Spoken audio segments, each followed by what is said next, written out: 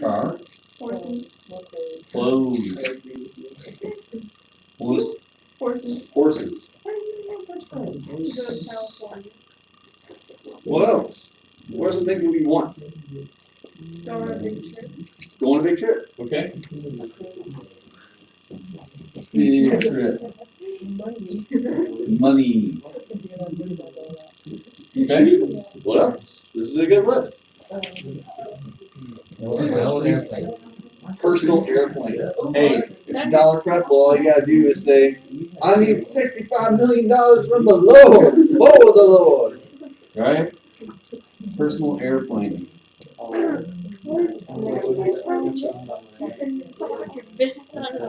what else?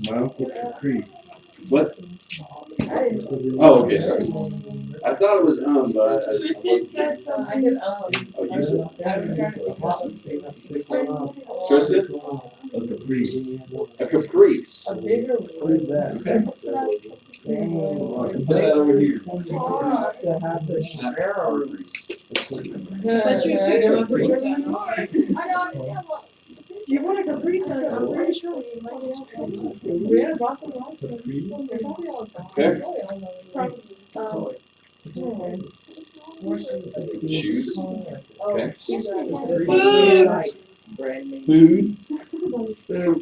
Okay. Yeah, so we already said money. Go on So. a shopping spree. Okay. Like That's clothing. All right. A one-week shopping. Okay. All right. Good. We've got a good list here. Okay.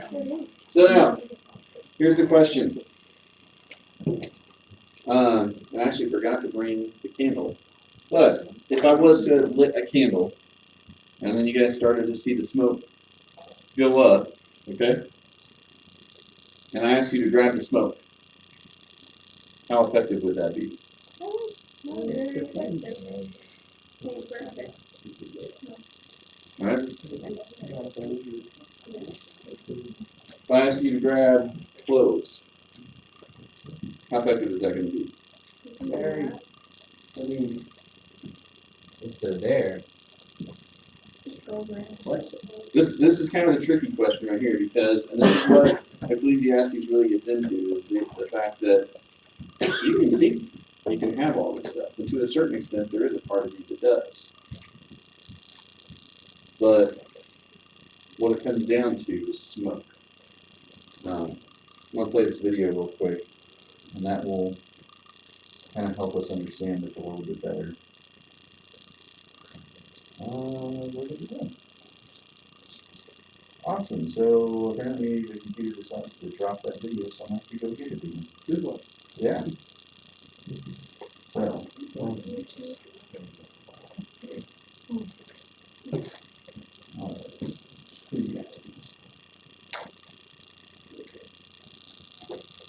The book of Ecclesiastes. It's part of the Bible's wisdom literature, and it opens with this line. The words... It's been a while since we've had to use the speakers on here, so.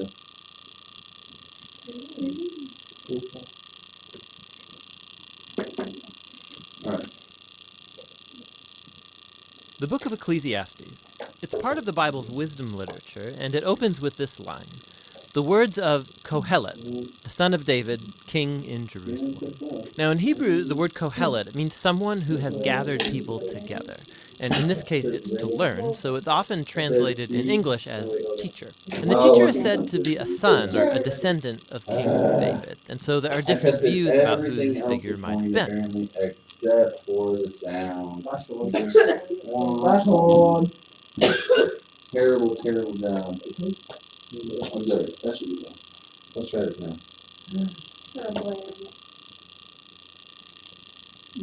The book of Ecclesiastes. Hey. It's part of the Bible's wisdom literature, and it opens with this line. The words of Kohelet, the son of David, king in Jerusalem. Now in Hebrew, the word Kohelet means someone who has gathered people together. And in this case, it's to learn, so it's often translated in English as teacher. And the teacher is said to be a son or a descendant of King David. And so there are different views about who this figure might have been. Many think that it refers to King Solomon, others to maybe one of the later kings of David's line, and still others think that it's actually a later Israelite teacher who has adopted a Solomon-like persona as a teaching aid. Whichever of these views is correct, the key thing is to recognize that the teacher is a character in the book and is different than the author of the book, who remains anonymous. So we do hear the teacher's voice for most of the book, but it's actually a different voice, the author, who introduces us to the teacher in the first sentence, and then at the end concludes the book by summarizing and evaluating everything the teacher just said. So the author is someone who wants us to hear all that the teacher has to say, and then help us process it and form our own conclusion. So what does the teacher have to say? Well, the author summarizes the teacher's basic message at the beginning and right at the end, and it's hevel, hevel. Everything is utterly hevel. Now, most English Bibles translate this word hevel as meaningless, but that doesn't quite capture the heart of the idea. In Hebrew, hevel literally means vapor or smoke, and the teacher uses this word 38 times in the book as a metaphor to describe how life is, first of all, temporary or fleeting, like a wisp of smoke. But secondly, also how life is an enigma or a paradox. Like smoke, it appears solid, but when you try and grab onto it, there's nothing there. So there's so much beauty or goodness in the world, but just when you're enjoying it, tragedy strikes and it all seems to blow away. Or we all have a strong sense of justice, but all the time bad things happen to good people. So life is constantly, it's unpredictable, it's unstable, or in the teacher's words, like chasing after the wind. Hevel. Now that's kind of a downer. So why is he saying all of this? The author's basic goal is to target all of the ways that we try to build meaning and purpose in our lives apart from God. And he lets the teacher deconstruct these. So the author thinks we spend most of our time investing energy and emotion in things that ultimately have no lasting meaning or significance. And he lets the teacher give us a hard lesson in reality. You can see this most clearly in the opening and closing poems, which focus first of all on time and then on death.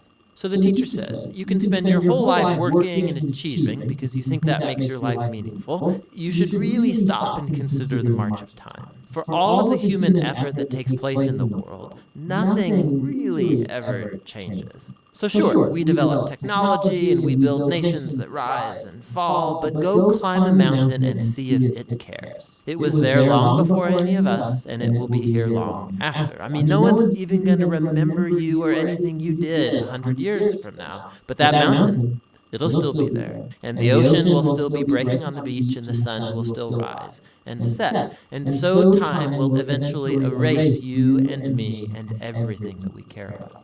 And if that's not disheartening enough, the teacher also can't stop talking about death, all the way through the book, but especially in this poem near the end. He says, death is the great equalizer, and it renders meaningless most of our daily activities. It devours the wise and the fool, the rich and the poor, no matter who you are, what you've done, good or bad, we're all going to die, and it's inescapable. So with these two ideas in hand, the teacher goes on to consider all the activities and false hopes that we invest our lives in to find meaning and significance, like wealth or career or social status or pleasure. So you think working hard is going to make life worth it? Think about the stress and the toll that that takes on you, all the anxiety and the sleepless nights. And by the time you actually earn some wealth, you're going to be too old to enjoy it anyway. And then by the time that you have to pass it on to someone, they may not even be someone who cares about anything that you did. Or maybe you think pleasure is going to make life worth it for you. Go for it. You know, live for your vacations, live for the weekend party. Monday always comes. Hevel, hevel, everything is utterly hevel. So what does the teacher advocate, then? That we become pure hedonists or relativists? Well, no, that would be hevel, too.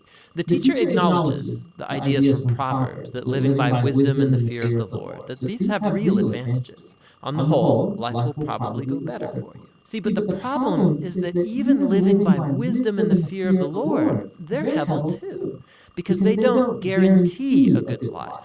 Good people die tragically, and horrible people live long and prosper. There's just too many exceptions. And so even wisdom is hevel. Again, not meaningless, but an enigma. Wisdom doesn't work the way you think it should all the time. So what's the way forward in the midst of all this hevel? And here, paradoxically, the teacher discovers the key to the true enjoyment of life under the sun. It's accepting hevel. It's acknowledging that everything in your life is totally out of your control. About 6 different times at some of the bleakest moments in his monologue, the teacher talks about the gift of God, which is the enjoyment of simple, good things in life, like friendship or family, a good meal, or a sunny day. You can't control these things. You're certainly not guaranteed them, but that's their beauty. When I come to adopt a posture of total trust in God, it frees me to simply enjoy my life as I actually experience it, not as I think it ought to be. Because even my expectations about what life ought to be are ultimately hevel. Hevel. Everything under the sun is utterly hevel. And so the teacher's words come to a close. Right here at the end, the author speaks up again, and he brings it all to a conclusion. He says, the teacher's words are very important for us to hear. He likens them to a shepherd's staff with a goad, a pointy end, which might hurt when it pokes you, but he says the teacher is trying to poke you to get you to move in the right direction towards greater wisdom. The author then warns us that you can actually take the teacher's words too far, and you can spend your whole life buried in books trying to answer life's existential puzzles. Don't try, he says. You'll never get there. And so instead, the author offers his own conclusion, and it's this: fear God and keep his commandments. This is the whole duty of humans, for God will bring every deed into judgment, every hidden thing, whether good or evil. And so the author thinks it's good to let the teacher challenge your false hopes and remind you that time and death make most of life completely out of your control. But what gives life true meaning is the hope of God's judgment. The hope that one day God will clear away all of the hevel and bring true justice to our world. And it's that hope that should fuel a life of honesty and integrity before God, despite the fact that I remain puzzled by most of life's mysteries. And that's the wisdom of the book of Ecclesiastes. Okay. So, good overview of the book, and kind of gives you guys an idea of what I meant by the idea of smoke. That it's something that doesn't in the end last. So,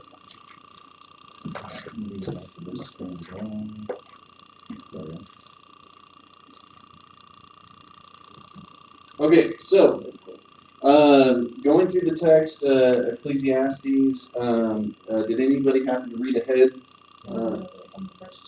Okay, yeah. Did you find anything in chapter 1? Yeah, the last verse, number 18. For wisdom, for with much wisdom comes much sorrow.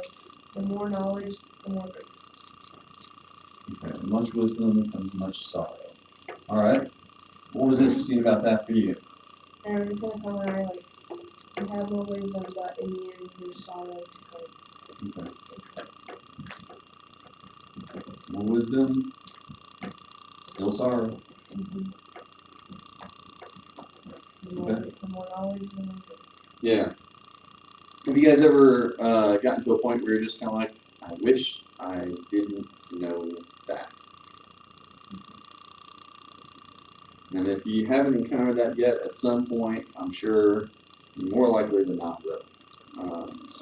Because there have been plenty of times in my life when I wish I knew less than what I've actually found out. Sometimes it just makes things simpler. Okay, so let's try and read through Ecclesiastes chapters 3 and 4 together real quick. Does anybody need a Bible?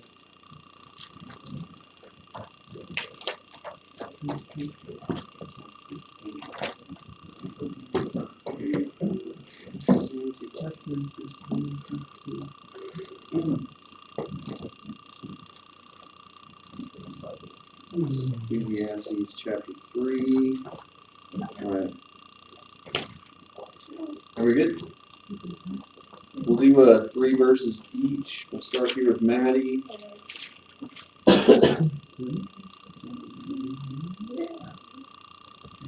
Ordered a new thin Bible with all the study notes recently, and apparently I ordered the large print version, and the sad thing is it doesn't look that big, so apparently my eyes needed the large print more than I thought it did. That's great. So, anyways.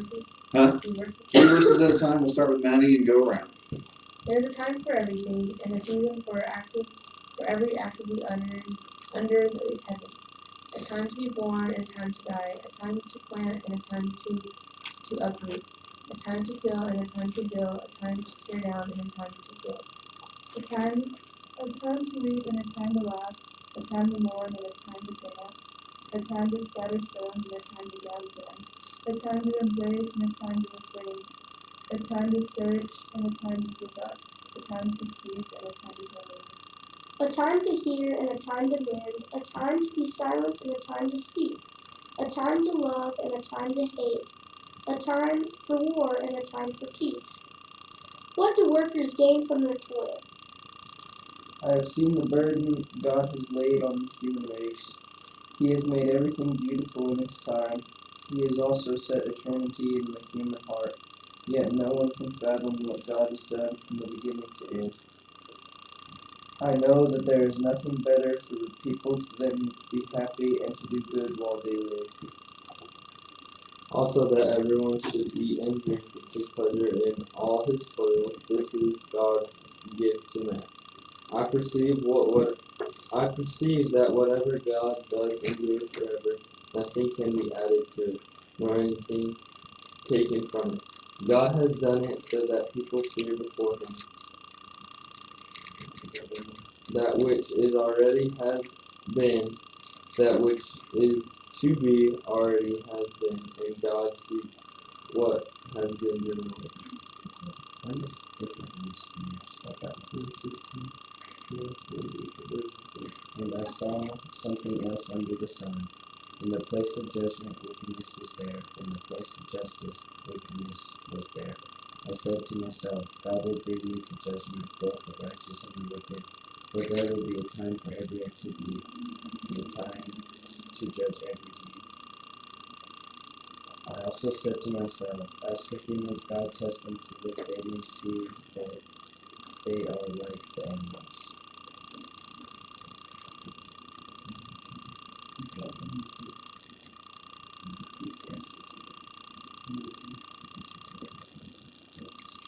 Surely the fate of human beings is like that of animals. The same fate awaits them both. If one dies, so dies the other. All have the same breath. Humans have no advantage over animals. Everything is meaningless. All go to the same place. All come from dust, and to dust all return. Who knows if the human spirit rises up from them, the spirit of the animal goes down into Hades.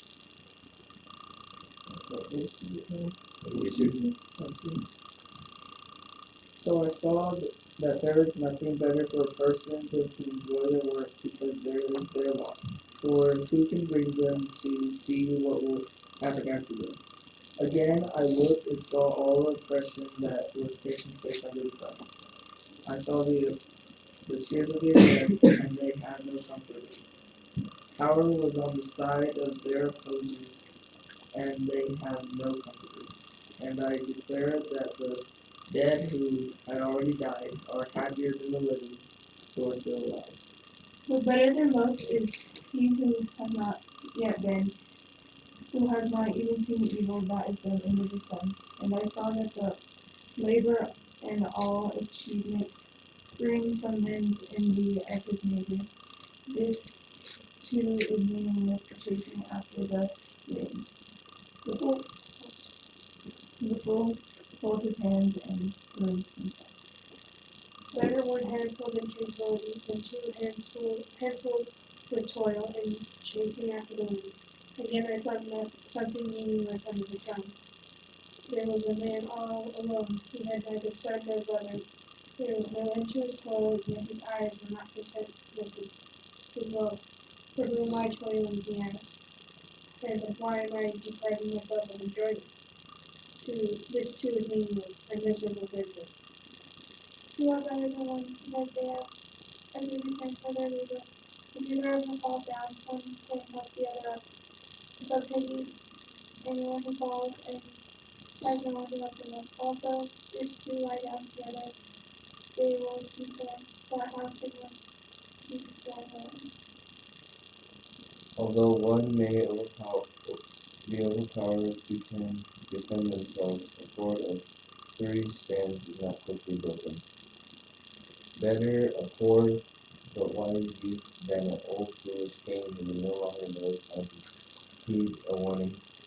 The youth may have come from prison to the kingship, or he may have been born in poverty and in freedom.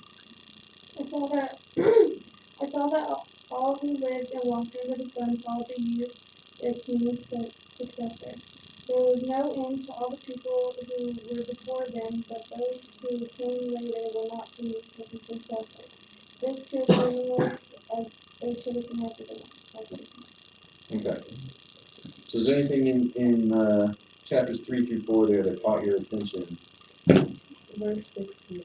Verse in 16. chapter Chapter 3 or chapter 4? 3? says, in the place of judgment, like the second part of it, but in the place of judgment, wickedness was there. In the place of justice, wickedness was there. So everywhere, Yeah. Because what's that saying? In the place of judgment. And we're talking about a court, right? What's the purpose of a court?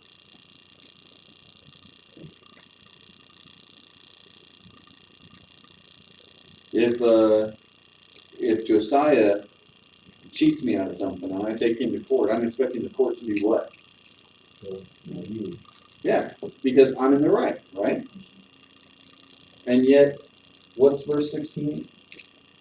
Or, verse 16. What's verse 16 saying?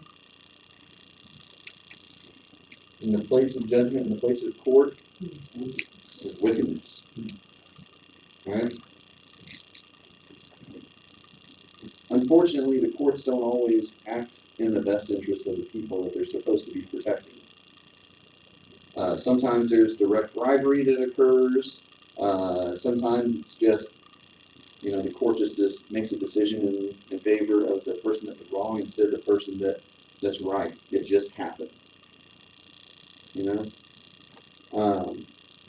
And that's what he's kind of getting at, is the fact that, yeah, I can live a good life.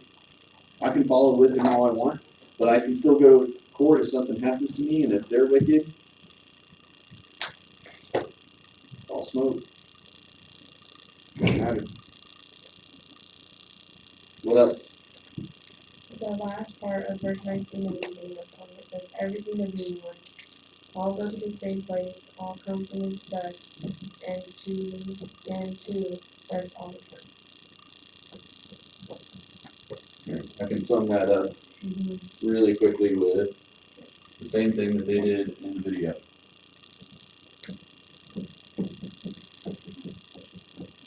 Gonna die. You can live this amazing life. You can be super successful. You can go off and build an empire for yourself financially. All this other different stuff. Gonna die. Aiden might go off and become this amazing pole vaulter, and beat this kid in Texas that got, what was it, 19.5 or something? 19.4 and a quarter. Yeah. How about keeping that? Aiden might go off there and run up, hit that mark just right, get like 24 feet up in the air, right? And he sits there and thinks, this is it, man. Nobody's going to top this. Gonna die. Someday somebody's probably going to figure out a way to top that, right? How many gold medals does Michael Phelps have right now? 25. Yeah. I don't know if you guys saw that picture that he took where he's got like all of his gold medals like hanging on his neck. It's ridiculous. I mean, it's crazy the number of medals that this guy has. Gonna die. You know? That's great. Gonna die. All right? And it seems like this is really depressing, but it gets back to this point of what are you living for? And it's not saying that there's anything wrong with the idea of pursuing these goals. You know, it's great that Aiden wants to go off and break the record as big as he can. You know, that's awesome. It's great that you guys want to go off and do these things. Don't make that your purpose in life. Because at the end of the day, you're going to die. You're going to meet the same fate that everybody else does. And that part of your life right there, it's not going to matter. Not going to matter one bit. Since we've already got the second bell, or the first bell, we'll go on to this part right here. Chapter 3, verses 9 through 15 says this part right here. Everything is beautiful in its own time. Nothing better for a man than to be happy and do good while they live. Everything God does will endure forever. Okay? And we've already kind of hit on this point right here, that it's okay and that we should be happy and do good while we're here, but that everything that God does will endure forever. And the reason I want to bring that up is this part right here, is that even though everything that we do, even if we do it here for the church, is going to pass, if we still enjoy, we should still enjoy life, and we should still do it and obey God's commands, because obeying God's commands allows us to participate in God's activity. And everything God does will endure forever. So you do something here at the church. You do some mission here at the church, right? You feed some hungry person. Are you just feeding a hungry person? What are you doing?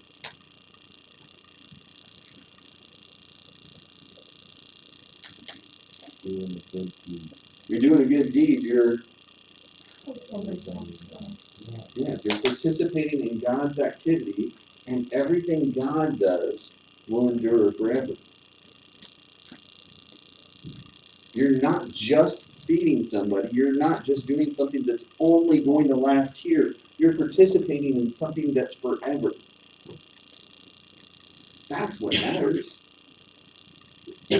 You go throughout all the different world religions, and we'll kind of cover some of this a little bit more in the fall, or the summer. I don't remember which one it was going to be, but regardless, you go through the world religions, you mainly find out that most of these started with one basic question: what happens after I die? And so they started coming up with all these different things that they thought would happen. You know, reincarnation. The Egyptians had the thing where if your soul was weighed on the scale and was lighter than a feather, you would pass into a good afterlife. I don't even know what it was supposed to be, but it was good. This is it. That when we obey God's commands, we participate in God's activity. Even if it looks like it fails here on earth, you're participating in God's activity, not your own. And everything that God does will endure forever.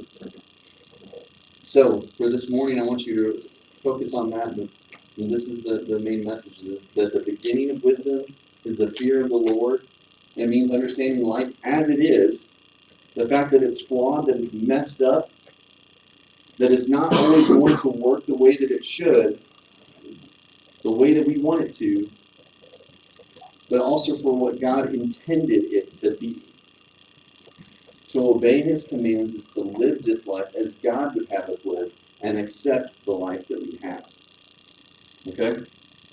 And I want to be clear, that doesn't mean accepting the life that we have as in, okay, I'm just going to continue to live in sin and, do whatever because I get to accept the life that I have. No, you're going to pursue Christ. You're going to pursue God's will for your life, but accept the life that we have in the sense that we live in a fallen world. Fallen things are going to happen. You might go to court and find that somebody wins the case against you that shouldn't. Alright? It's gonna happen. But we can participate in God's activity, and whatever God does will endure forever. So, Wednesday night, we got our basics class. We're talking about the Bible. Did I send that out? I can't remember if that went out or not. The notes? Did it? Okay. All right. So, you ready for that? It's not today. We've got the youth ministry meeting after morning worship. Right after that, we're going to be going over to the Stephen Center. Were you able to get the grill? Yeah. Okay, awesome. So he's got the grill. I've got the hot dogs and burgers, and we're gonna meet up over there after the youth ministry meeting. Let's see here. Next week we've got guy girl time. Meet here 4 o'clock. Dinner 7:30 when we end. And we've got the garage sale that week as well. So I love you guys. Think you guys are awesome.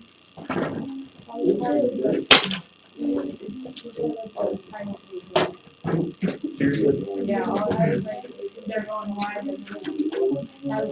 Okay. Yeah, I'll get the note stuff sent out today then. Yeah, I was like, I thought it was going to have more dress. Yeah. Okay. Thanks, Riley. What?